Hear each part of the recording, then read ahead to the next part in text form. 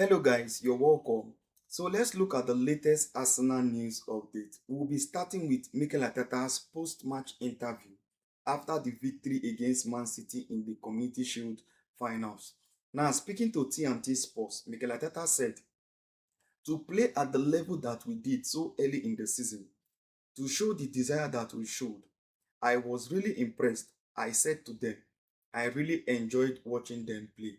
Now, looking at this statement from Mikel Arteta, you will understand why some Arsenal fan base, rival fans, journalists, and pundits were surprised about Arsenal's performance in that game against Man City. Judging from our preseason result against Girona, we won that game. We had a decent performance. Against Real Betis, we lost. Disappointing performance. Against Borussia Dortmund, we lost. Another disappointing performance. Against Como, we drew. That performance was not what? Impressive. Now, going into that game, nobody saw it coming that Arsenal will be able to outclass Man City in the way that they did. They demolished Man City. Man City didn't know what they were doing in that game.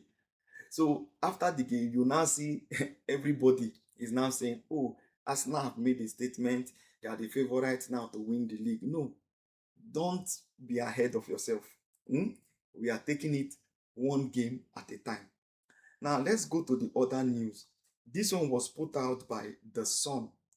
It was a reporter named Martin Blackburn. So, gunning for glory, Mikel Arteta warns Arsenal rivals they are out to win everything after demolishing Man City in the Community Shield. Now, this report has two angles, one from Martin Odegaard, one from Mikel Arteta. So, let's take that of Martin Odegaard first. So, skipper Odegaard said, "We showed our level. We showed we are ready. We are serious and we want to do it again." He continued, "We want to attack it. We want to do it again. When you get a taste of how nice it is, you want to do it again. We want to win everything. We played some brilliant football, great performance, and a great way to start the season. I want to score more goals." Now, when you look at this statement from Martin Odegaard, looking at his performance in that game, you would understand that there is this desire in that team for them to what? Go again and what? Win the Premier League. That's what winning does to you. That's what winning does to you. It gives you this confidence and belief that you can go ahead in subsequent games ahead of you to win them and win what? The trophy you want to win. Now, Mikel Arteta also said in that report, this is what Mikel Arteta said. Hold on, let me get Mikel Arteta's statement out. Mikel Arteta said, "We know that it is going to demand something special and we are going to go for it. We know what it's going to take. We know the difficulty of the task. That's why we never done it in the club." Okay, that's why we've never done it in the club, sorry. To win it again, the desire comes with saying, "I want to live that moment again. I want to live other moments, even bigger than that." There is more belief. We know how to do it. Take note of that statement. We know how to do it. What it takes to win it. That's what the biggest asset of the team. To play in the manner we did is extremely impressive. Now, when you look at that statement from Mikel Arteta, we know how to do it. It only comes from experience. Coming second 3 times, fighting for the Premier League title before winning it. That shows you the experience. From what? The victory of what? The just concluded season of winning that title. Second, first. So going into this season, there is this belief. At their back, they have this experience of how to win the title is, what it takes, how they are going to go about it to win the title again. So this is the experience that is within that team. So this is why Mikel Arteta is making such statements. So when you see that there's a belief among these players that they can go again to do it and win the title, they are not saying it because they are proud, right? They are saying it out of what? Their experience over the years and the hard work they've done in the league. So this is how it is. And men looking at it, for me, if I'm judging this season, people that will put a serious competition to Arsenal in winning this World Premier League title, for me, I'll rank it in this way: Arsenal first, Man U second, Chelsea third, Liverpool fourth, Man City, and what? Tottenham. These are the way I will rank what? The team that will challenge for the Premier League title. That is how I'm going to rank it. Okay? You can tell me yours in the comment section. Now, let's move on. Now, Mikel Arteta also said about Bruno Guimaraes. Let's see what Mikel Arteta said. What were the reason you had to sign Bruno Guimaraes? This was the reporter asking, right? What were the reasons you had to sign Bruno Guimaraes?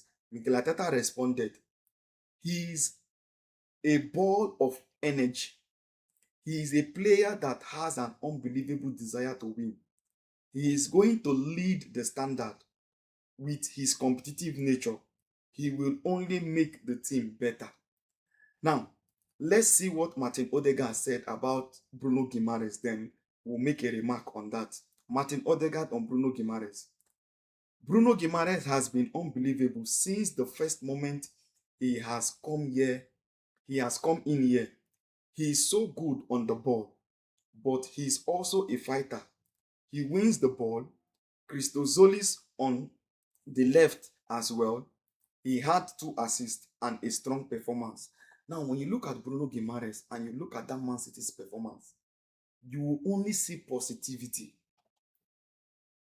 The way he comes back to pick up the ball and start the build-up play, the forward passes, the way he's calm, reading the game, his experience in the Premier League is telling a lot, and his character. Now, I was saying that for me, I am waiting to see that partnership between him and Rice in that midfield. Martin Odegaard or Eze playing that 10th position for us is going to enjoy. You see this season, our approach to games will be different. I'm telling you, especially in that midfield, our approach to games will be different. So these are the news from that game. So let's look at some transfer news update. If you notice, Gabriel Jesus and Martinelli was not named in the squad against Man City. Now, according to Matteo Moretto, outside are closely following Gabriel Martinelli's situation. Arsenal value the player at the moment more than what? Oh, sorry. Arsenal value the player at more than what? 50 million euros. Now, looking at that incident that took place, though Mikel Arteta made a remark on it that giving the um, squad pick for a match game is looking for a way and telling what the Premier League to what extend it so that they can add more what players to the what match games. But for me, I'm seeing it beyond that. It's time for them to move on. They've done well for us and we appreciate them. Now for Gabriel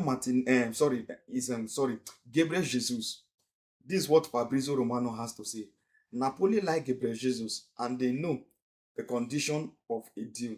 At the moment, my understanding is that salary request by the player is too high and Napoli still have to offload more players.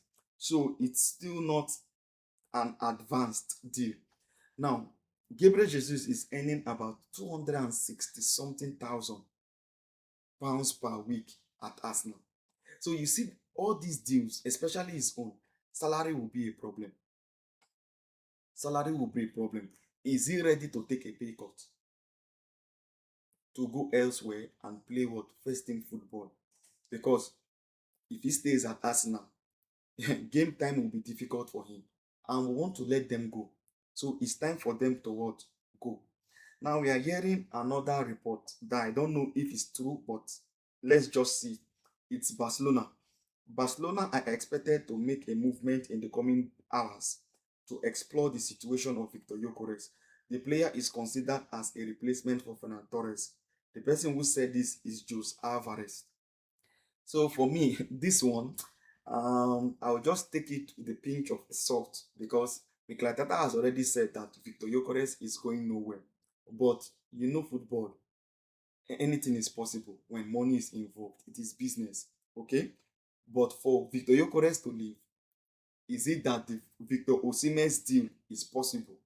Okay, we have another one from Fabrizio Romano on Ethan Nwaneri. There is a lot of interest in Ethan Nwaneri. AC Milan, German clubs, and Galatasaray made contact with Arsenal. There is a feeling at Arsenal that Premier League clubs are now going to knock on the door for what Nwaneri. There is ongoing there is going to be there is going to be a lot of what movement for Ethan Nwaneri. I've already said my own opinion about this deal. For me, sell him and put a buyback clause. That's it.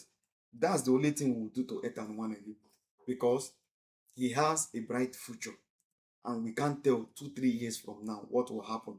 So selling him and not putting a buyback clause might put us at a loss.